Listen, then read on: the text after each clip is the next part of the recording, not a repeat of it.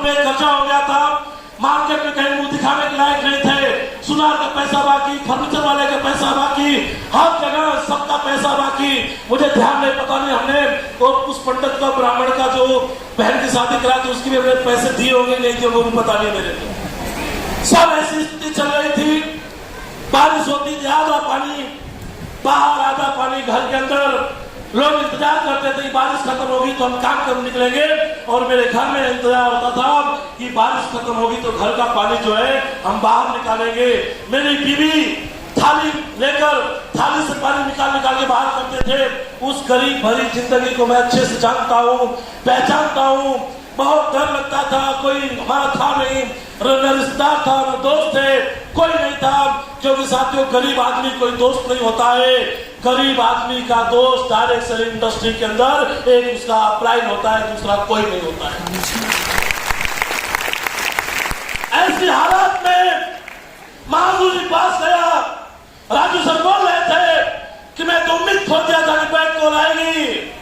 अरे राजू सर, आप इंसान से मिलकर नहीं आए थे, आप भगवान से मिलकर आए थे। भगवान की कॉल तो वापस आनी ही थी। मैं जाकर रोया, अपनी पूरी दास्तान बताया। मुझे भी डर था, हर एक आदमी को डर होता है। जहां से उम्मीद होती है, अगर उम्मीद बंद हो जाए तो आदमी जो है हिम्मत हार जाता है, सब कुछ तोड़ देता है। मैं किसी कहानी पढ़ रहा था, उस कहानी में लिखा हुआ था कि जिस दिन किसी के घर से बड़े बेटे की मौत होती है, उस दिन पूरे परिवार की मौत हो जाती है। साथियों, मौत तो होती है, आदमी झेल जाता है। जिस दिन किसी आदमी की उम्मीद टूटती है, वो आदमी मरने से भी बड़ा जो है झटके में जाता है।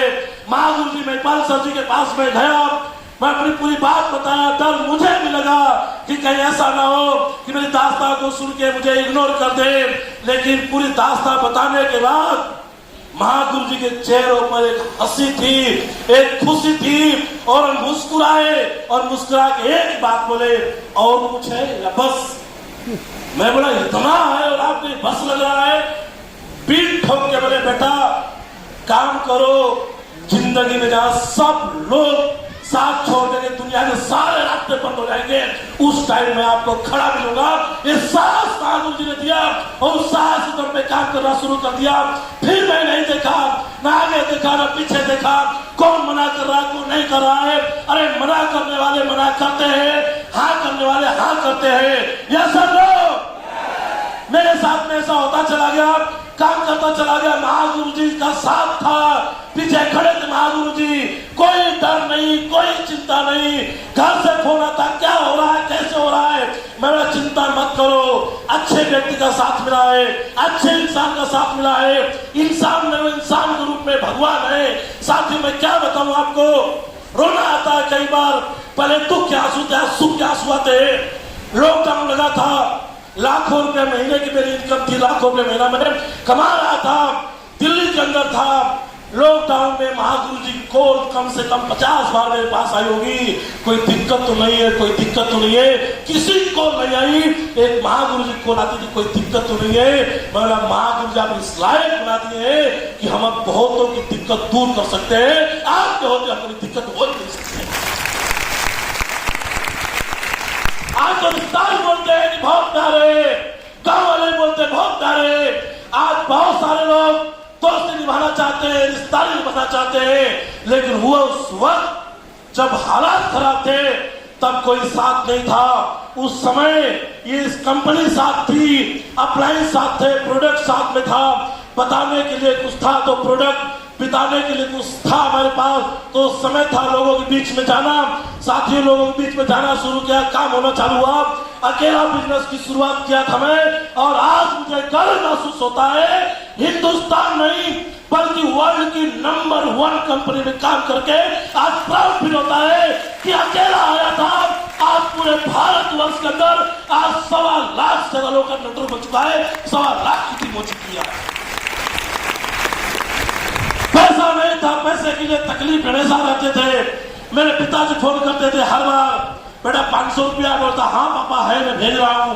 फिर फोन आता अगले दिन कि बेटा पैसा आया नहीं, बोला बेटा पापा कहीं बैंक में जा नहीं पाया, 500 रुपया कभी नहीं हुआ करता तो भेज पाऊं।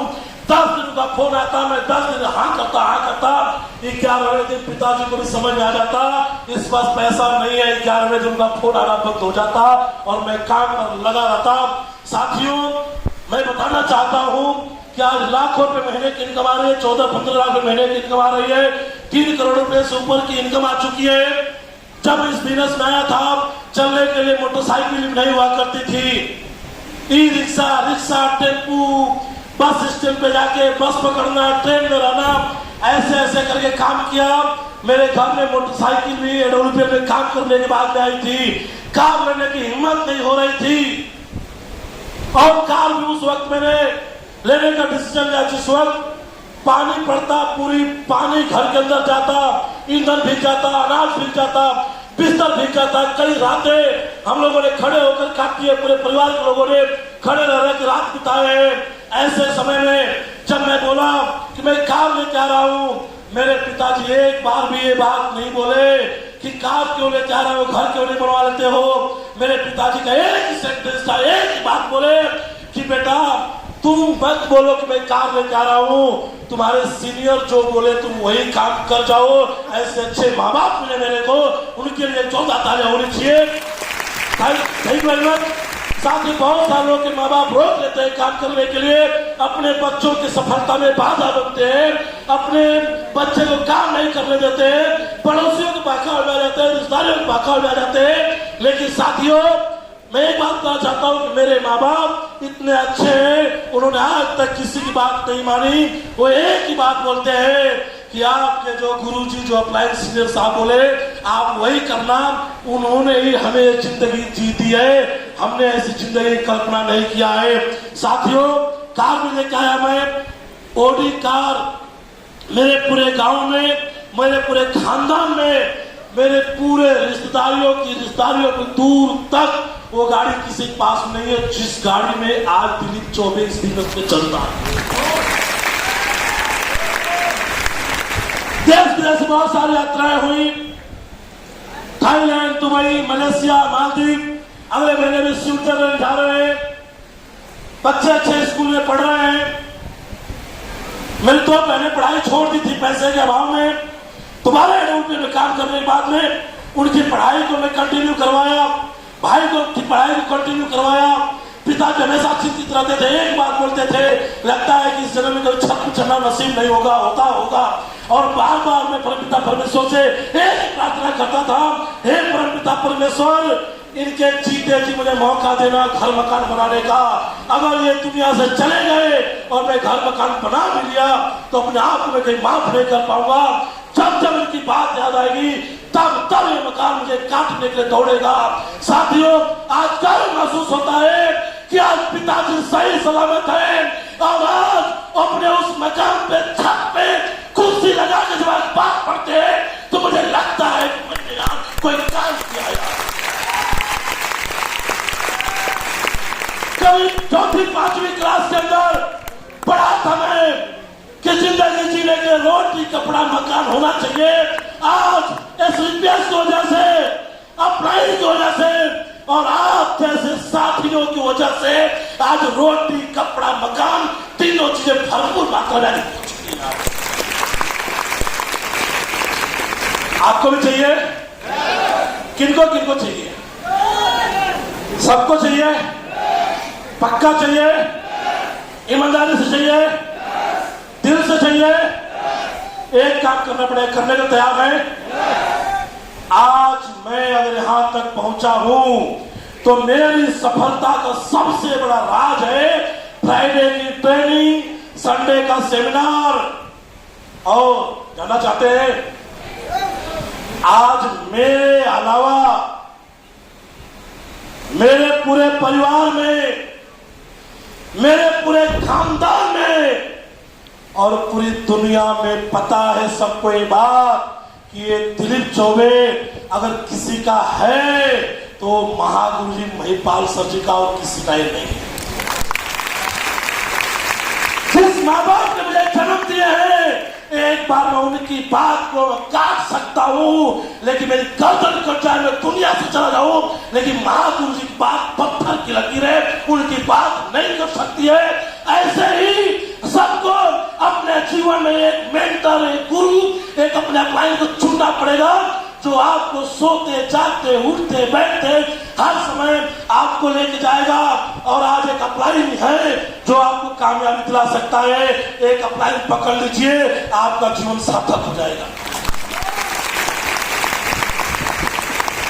साथियों, जब हम घर से बाहर होते हैं, मौसम खराब होता है, बारिश आ रही होती है, बिजली जब तड़क रही होती है, तो शादीशुदा आप हैं तो एक कॉल आपकी बीवी की आती है, जी कहाँ हो, मौसम खराब हो रहा है, जल्दी घर आ जाओ। माँ जिंदा है तो एक कॉल माँ की आती है कि कहाँ हो, जल्दी घर आ जाओ, मौसम खराब हो रहा है। आप चाहे जितने ही बड़े हो गए हो, तीसरी कॉल किसी की नहीं आती है। लेकिन जिस दिन आप एसलीपीएस में साइन करते हैं, फॉरम पे और एसलीपीएस को ज्वाइन करते हैं, मां की कॉल आए, बीवी की कॉल आए, उससे पहले एक कॉल आती है, अरे क्या हो, मौसम खराब हो रहा है, सावधानी से रहना। वो कॉल किसी और की नहीं, वो कॉल आपके अपलाइन की होती है, अपलाइन की होती है, अपलाइन की होती है। अपलाइन एक एहसास है, जब टूटते हैं, बिखरते हैं, जब दुनिया आपका साथ छोड़ देती है, आपका अपलाइन कर्जे में है, डूबा हुआ है, अनपढ़ है, गंवार है, गांव का है, कुछ भी नहीं आता है और आसपास में सब कुछ है, उसके बावजूद भी वो आगे की बात बोलता है, चिंता मत करो, मैं हूं ना।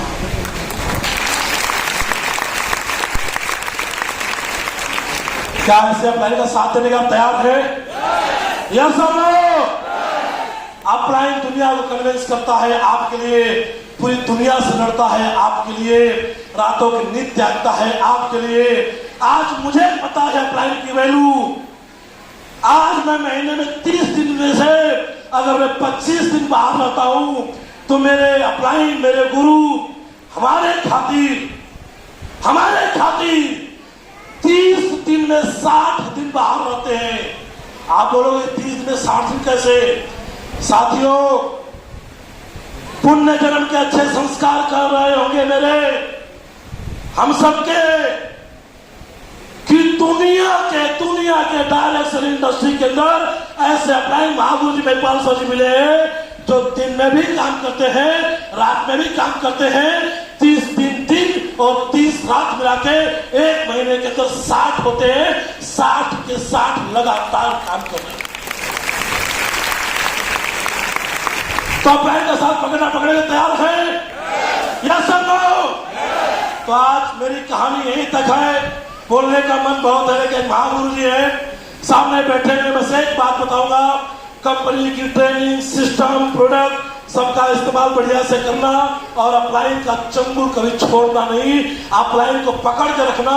साथियों, डूबती नैया को पार कराने वाले अपलाइन होते हैं, वो आपके अपलाइन आपको आगे तक लेके जाएंगे।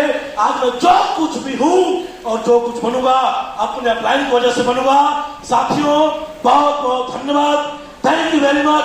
Wish all the best and go.